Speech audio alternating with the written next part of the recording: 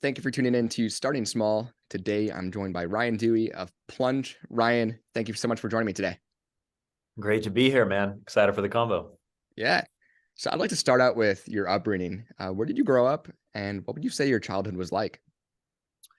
Yeah, I grew up in the suburbs of Sacramento, little town called Rockland. I had like just a kind of middle class upbringing. I'd say like very stable home life. Hmm. Um, some of my credit, a lot of opportunity has been presented to me, and it's like I always go back to like my parents. Like my parents always just like instilled love in me from like the day, like first day. So I never really questioned that. And so I've Yeah. always felt that that's been my like rocket fuel in life. Like just a really like, parents that I felt that from day one. I never questioned that. So that's like that's the thing. If you ask like what I have the most gratitude for in this life, it's that right Hmm. there. And that has been there this whole life. And grew up, yeah, very, very, same house, consistency growing up in a community, had a lot of friends, sports teams, grew up playing sports, very active in the community. Yeah, and then left, as in the same house my whole life. So had a Hmm. lot of consistency and, it's funny, a childhood that I cherish and I'm Hmm. grateful for. And I've like gone the opposite route where it's like, I don't Yeah. actually want that life for myself now. Yeah. Uh, and I feel like most of us make that call. We either like see our parents' life and we're like, I want that, or we're kind of like, for some reason, make the call to like, I love it, but I want to go a different direction. For Uh, sure. so yeah, that was the childhood growing up. Amazing. I'm curious, what were some of your aspirations growing up, going through grade school? What did you want to do? Was it differing from your parents at that time? And then when did that transition happen? Yeah, I don't think as a child I didn't see it very differently. I was Yeah. just, I kind of thought I was just that's what trajectory of life is. There's not really a path outside of that. You just go down and what I wanted to be. I mean, it's funny. Like as a kid, I wanted to be a garbage man because, which probably says something about me. It's like I thought they only worked one day a week because they Yeah. picked up trash one day a week. And so that was like, that was like me as a little child, always kind of looking for like, kind of not cut corners, but like, what's the fastest route to do something?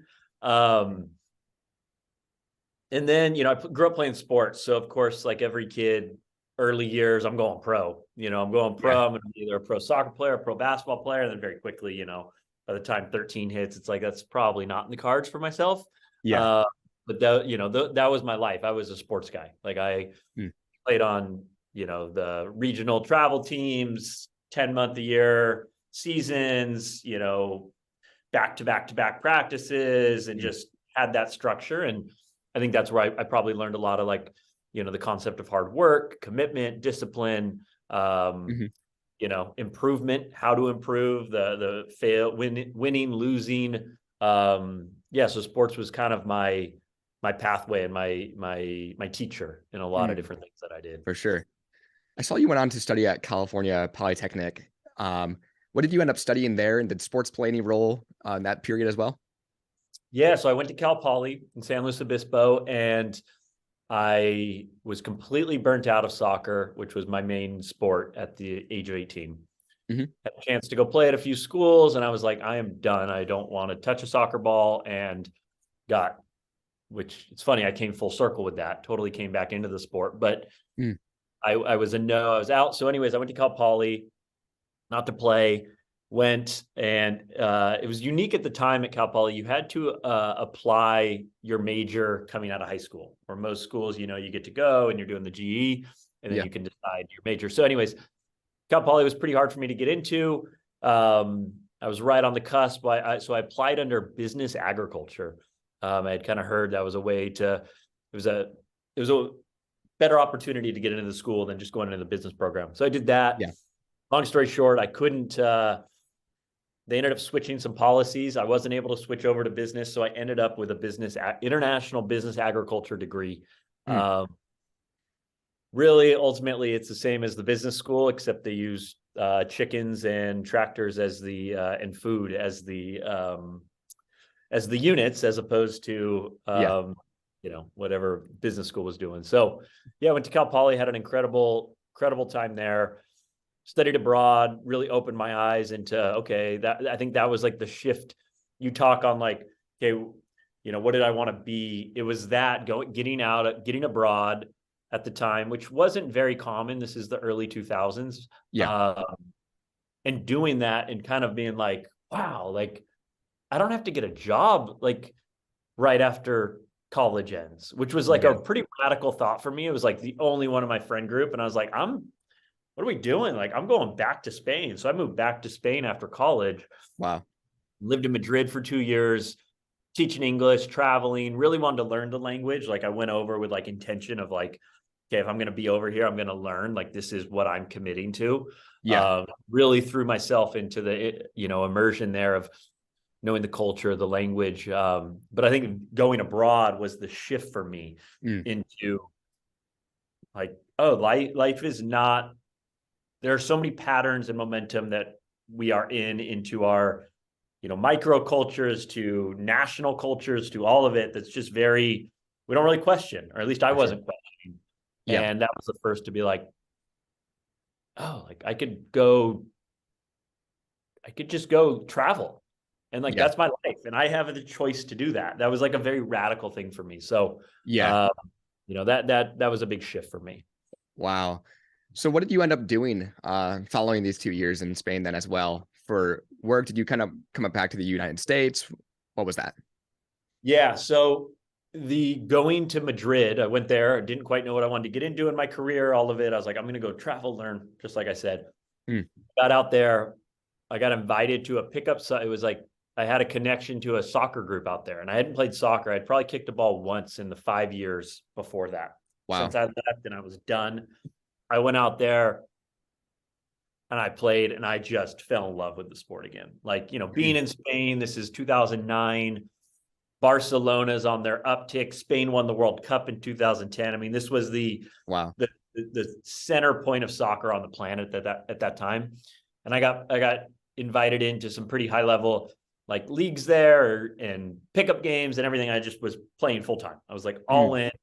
And then it hit me like, oh, like I want to be involved in soccer in the United States. I Yeah. saw MLS as this beautiful startup that people were getting into as a growing sport. And I wanted to throw my hat in the ring, and I wanted to get involved and be what I felt was the ground floor of like building this juggernaut that I saw our country being able to step into. So Yeah. ended up applying for some programs and moving back to the United States, and ended up getting a job with the San Jose Earthquakes in MLS in Northern California. Wow. Super entry level, like, I mean, just like the most inside sales role, selling season tickets to people that had shown up. But I was just, whatever I got to do to get into the organization, I did. And For had sure. a great For run sure. there. I love it. So, what did that look like? That life change for you, especially that transition coming from living overseas, coming back to the U.S. What were you spending much of your time on as well? Were you focused heavy on the soccer at the time? Were you doing some other ventures? What was that like? I was all in on soccer. I was so committed to, how do I get into an organization? I mean, Yeah. pro sports, it's a weird world because you're usually totally underpaid, but Yeah. it's such a hard job to get into. There's only, 28 basketball teams. There's only 30 soccer teams. There's only, 20 something or 32 hockey teams. It's like there's a Yeah. finite number of companies that you can get access to. And they're only in so many cities. So it's a very highly competitive space to enter into. So I moved back, and I was just like, whatever I got to do to network and market to get my way in. So I was really spending, a lot of time on Twitter and forums and just trying to network and connect with people. I was, fly to different, regional meetups that were going on within this was all soccer specific, because I was very committed to that. Yeah. I was just doing everything I could. And I finally got an interview with the Quakes. Wow. And, the rest is history. I got the job there and had a phenomenal run with them and got mentored. It was kind of my first run at even being in business, like what that Yeah. even looked like. It was kind of a startup, so we wore more hats than maybe just our specific role. Yeah. Ended up getting some great mentors there. Very cool. So following this time, what kind of other jobs did you work prior to Plunge? I'm curious to kind of see how this transition leads into this as well. Yeah, so was with the Quakes, worked my way up into kind of a middle management type position, and was on a great trajectory there. Mhm. And liked it and really enjoyed it. But then there was, a couple of big life events that happened to me, and it changed my focus of what I wanted to go after and what my interests were. And, it was in 2014 that I decided I'm going to go off and I'm going to start. I got really into float tanks and sensory Mm. deprivation tanks and float therapy, and which was a whole new interest of like health and wellness. It was kind of the start of my health and wellness journey. Yeah. Got super into that, and it's like, I'm going to go start my own and open my own location, brick and mortar. So in 2014, I quit the Quakes, just confident enough to what I was doing and totally ignorant into what I was actually getting into, Yeah. thankfully. And, went off and raised some money, opened our first location in Sacramento. Mm. And that was kind of my entrance into entrepreneurship and owning my own business and recognizing the power of that I could go create something. I think Mm. that wasn't fully um, in my, I don't want to say belief system. I think I believed it, but I didn't really Yeah. view it that way. My parents had the same jobs growing up. Yeah. Lot of consistency there, and into like, oh, you can go own or create or build from ground up what I wanted to do. Yeah. And now it's like, so it's who I am. It's what I want to do. I For couldn't sure. do it any other way. But Capital Floats was my first run at doing that and jumping off and start my own thing. I love it. So was this first venture, was this a physical building and they would come to the float tank, kind of like a therapy body reset type of situation, or what was this model like? Yep, brick and mortar. You book it. We had, a sauna there. We had 4 float tanks, all private rooms with showers, and we had Hmm. some other modalities there. And you basically go onto the website, you book a spot like you're booking a massage. You show up, you come in, you get your room. The team, staff sets you up, goes through, and then memberships, recurring revenue that way. Yeah. So yeah, we did that. We had opened a second location in the Sacramento region, so ended up with 2 locations, and and that was the real pathway for Plunge, Yeah. because that's how I met my co-founder Mike. And Mike Mm. and I have launched Plunge together. He owned Reboot Float and Cryo, which was in San Francisco, Okay. in Capital Float, Sacramento region. He was in the Bay Area. Not many people were starting float tank centers, and Yeah. we were pretty much the same age, similar interests, and I just saw him from afar, and I was like, I'm gonna be his friend. Like we got to be friends. Yeah. And little did we know it was gonna, we were seeding what Plunge was gonna become down, 5 years down the road. Yeah. So I love it. So if you can kind of explain the launch of Plunge and how you guys came together on this idea, did eventually did you have cold plunges in your brick and mortar as well, or how did that start? yeah, so it started. So first, like, started from like, we were both really into it. We were Yeah. cold plunging. He had built the chest freezer. I was going into our local river. I'd actually done a partnership with a local facility that had a cold plunge, so our staff could go there and their staff could come to ours. Anyways, we were like super into it. Hmm. Wasn't really a business thought at all. Yeah. COVID hits, 2020. World gets turned upside down. California, our businesses are closed down. Mike sets off on this journey to be, he had just happened to go to Sacramento to relocate just for his family. And he was like, I'm going to 3D design a cold plunge. Like, I think, with intention of like, maybe I could sell this, and I'm going to go and like build this correctly and Yeah. like force this and do it. And he did it. And it was, I saw him iterating in the garage, and he was pitching me on getting into business with him on, we had built such trust of each other and respect of each other. Mm. I was kind of going through, I wanted to get Cat Floats back open. There were some other life circumstances happening at that time. So I wasn't all in yet to be like, yeah, man, let's do this. I'm ready to do this with you. Yeah. Finally, midsummer of 2020. So we're about 4 months into the pandemic. I was like, yeah, man, let's do it. I'm in, let's do it. So that at that time, he actually put one of the first units into one of his reboots. Okay. So it did go into one of his brick and mortars. Mhm. And what we said we were going to do is like, we'll just email 20 of our, we're going to email our customer bases, Yeah. say, hey, this is a side project we've been working on during COVID. We've had a little extra time, obviously. We're going to sell 20 of these. Who wants to buy them? We'll hand deliver to your house. Mm. And it started from there. Wow. We paid in enough to buy 4 cold plunges, and then we sold those 4, and then we bought 8 to build 8, and then we sold those 8, and then we bought and Wow. we've been able to bootstrap the whole company to this date, literally by just creating some lead time, and people buy, and now we've Awesome. done it at scale, and it's gone that way. But it really just started there. Like, let's build 20 out of his garage, and we'll figure out that's A to B. Let's Yeah. screw what the next steps are. If we could sell 20, then maybe we got something here. And then Yeah. it's, just been solving the next problem in front of us. I love it. Especially in those early days. What did the prototyping process look like after the ideation? And also, where would you source materials as well? Yeah, it's some really funny like synchronicities there. So, Yep. first, from a prototyping, that's Mike. Mike's engine, like, we co-CEO, partnerships, marketing, Mike's product. So he's engineering. Yep. So he was prototyping the unit, which was funny because, I came in and the first 3 units were very garage. Like, I didn't have the vision. I didn't Yeah. have the vision of what he could iterate. And I was like, dude, I'm not putting my name on that. Like, I wouldn't sell that to someone. Yeah. And, he was assuming that I had some vision into how a product could iterate. He's like, no, this is like the most beta thing ever. And then, over weeks, it was quick. He was moving so fast on the product. 6 weeks later, I was like, holy shit, like, okay, yeah, like I would be comfortable selling this to a select group of people right now. And we Yeah. could go sell 20 of these. I feel this is good. We're going to learn a lot. Let's do that. So that was kind of the plan. So the engineering just grew. It went pretty quick. But one of the unique things we had was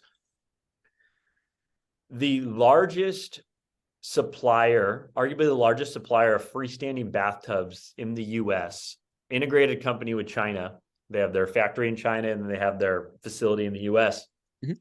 called Vanity Art. Mhm. They happen to be 20 minutes from Sacramento.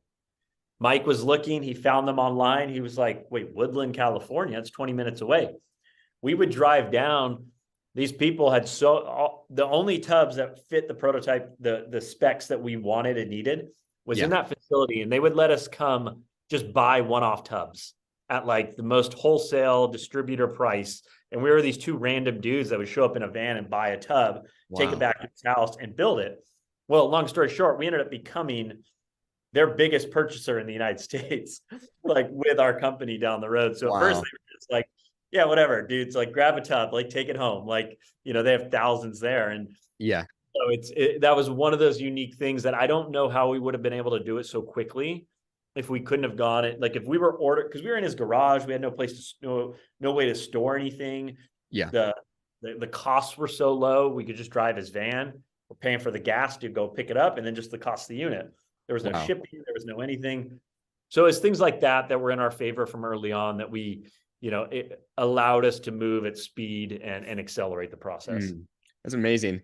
So how, if you can explain to the listeners, how does the tub then function? So once you get water in there, what does the system look like from outside the external, just the tub itself? Yep. What does that look like? Yeah, so the tub itself, it's plumbed, it's drained, it's got all the jets in there. It's all self-contained. So everything's mounted on the side. So you have your filtration, you have your pump, you have your ozone injection, and then there's connectors that the chiller sits right on the side. It connects to the unit, Mm. and that's what chills the unit. And all you do is you plug it into an outlet and you fill it up with water, and it's just self-contained. Mm. And the unit stays filtering. It's always on 24/7.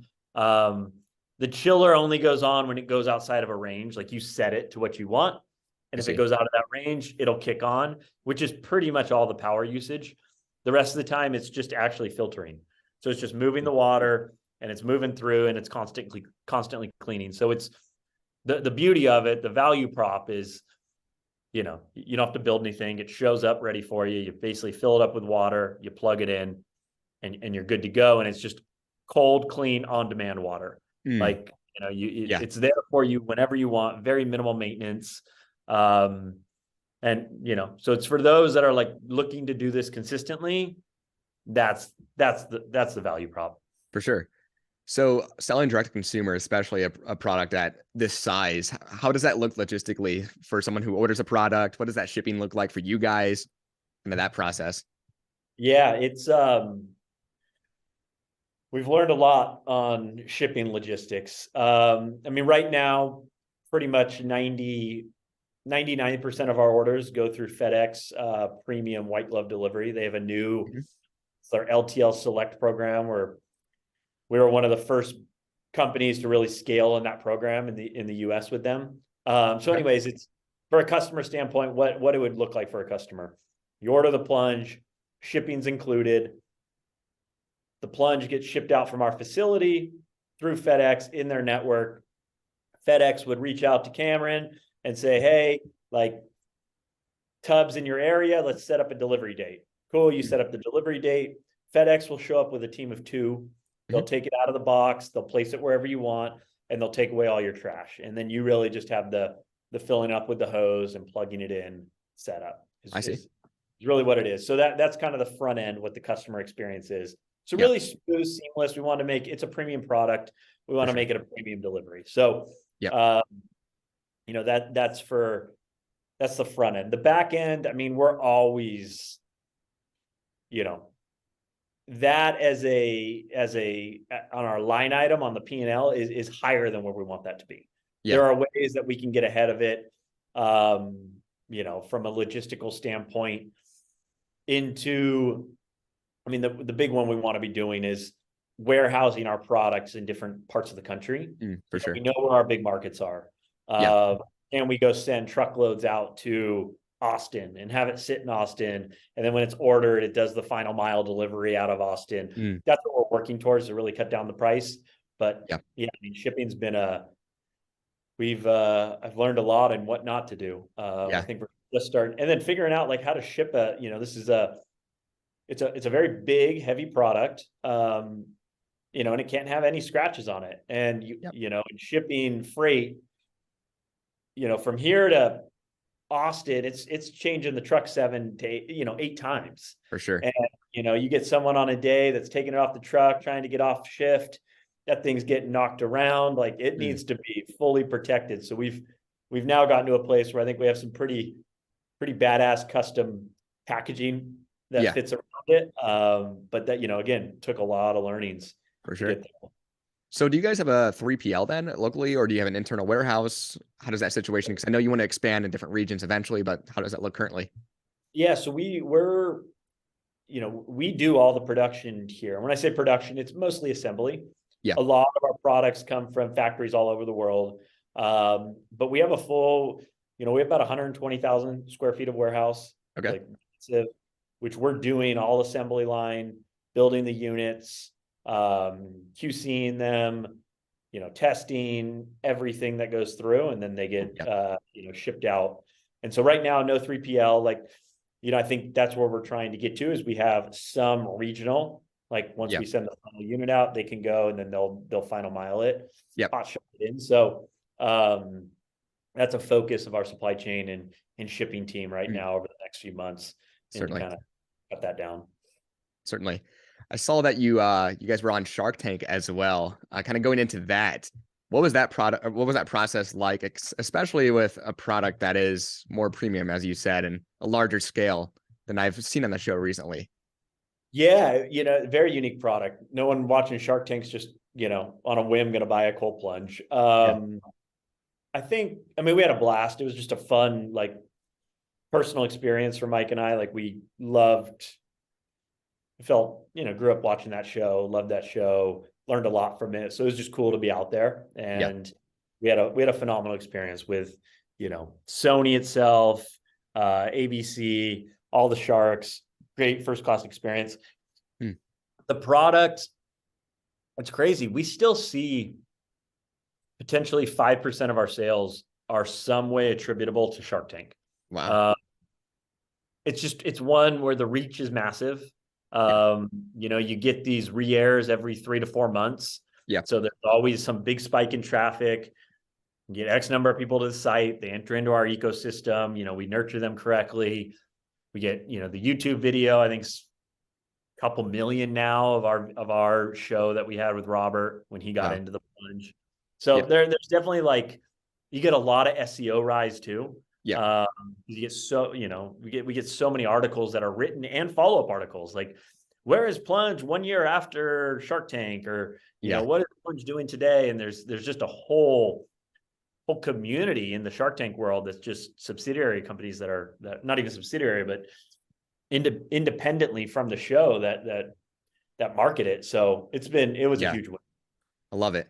So to the listeners out there as well now, if you can kind of explain, so someone who's curious about cold plunging in general, what kind of does that do for the physical, mental well-being? What is the benefits of cold plunging for just a typical consumer? Kind of dive into that a little bit. Totally. I think, there's truly a wide array of benefits. And I would say the number one benefit, though, that every single person will get when you do it is the mental boost that you receive from it. And what I mean by that, that's going to be a better mood, increased energy. And what that's doing on the back end, it's really raising baseline dopamine levels. So it is a phenomenal tool. Not even if it's something that anxiety or depression are like at your forefront, like those aren't huge factors for me. Yeah. But it is a night day difference when I'm plunging and when I'm not. Yeah. From my irritability to just my focus to my drive.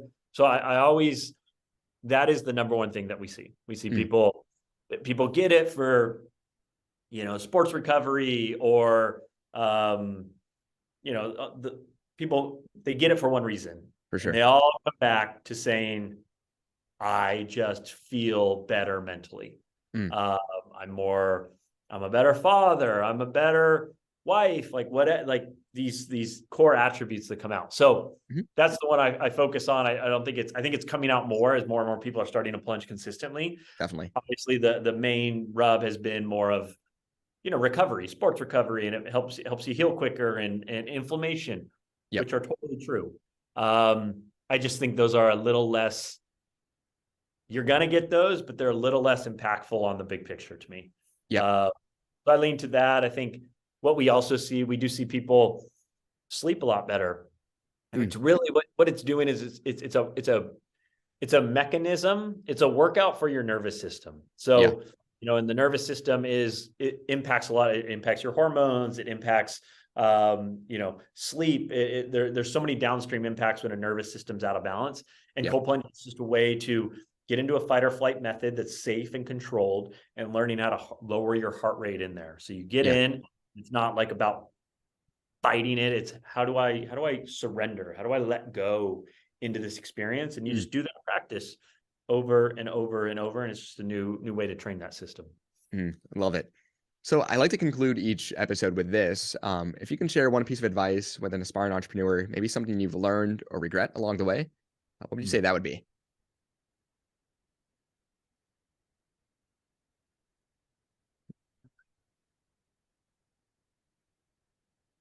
I mean, the regret side, it's like, it's never, I don't ever have a regret of anything I've ever done. It's always been what I haven't done. For sure. So like that to me, it's the regrets. It's like, and it's not rocket science, but like, man, action cures all problems. Like whenever there's a problem swirling around, the only way to cure it and get through it is take some level of action, even if it's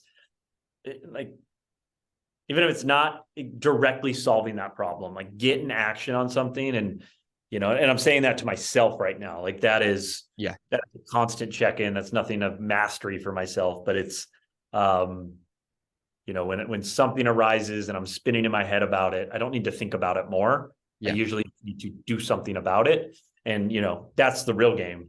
That's the real level of, high level executors. Can they get out of their head, and can they get into action? For sure. Well, Ryan, thank you so much for joining me today. And to the listeners out there, make sure to check out Plunge at plunge.com.